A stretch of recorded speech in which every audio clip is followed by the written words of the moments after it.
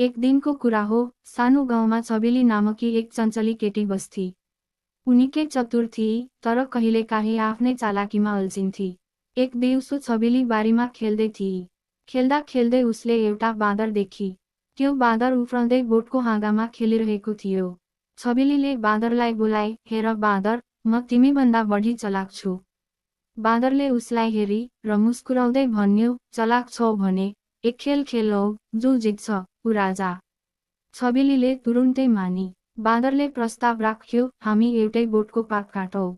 जसले सबैभन्दा राम्रो पातबाट डुङ्गा बनाएर खोलामा तैराउन सक्छ, ऊ जित्ने। छबेलीले ठुलो पात रोजी। उसले त्यसलाई डुङ्गा बनायो, तर पात भारी थियो र पानीमा हाल्ने बित्तिकै डुब्यो। बाँदरले चाहिँ सानो, हलुको पात रोज्यो। उसले राम्ररी डुङ्गा बनायो र खोला किनारबाट बिस्तारै तैरायो।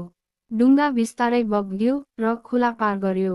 छबेली लाजले रातो भए। बाँदरले भन्यो, हेर्नु छबेली, बुद्धि ठुलो साइजमा होइन, चालाकीमा हुन्छ। छबेली मुस्कुराए र भन्यो, साँच्चीकै आज म हारे तर सिकेँ। अब म अझ बुद्धिमान बन्नेछु। त्यस दिनदेखि छबेलीले सोचेर मात्र काम गर्न थाली र गाउँभरि सबैले उसलाई बुद्धिमती छबेली भनेर चिन्न थाले।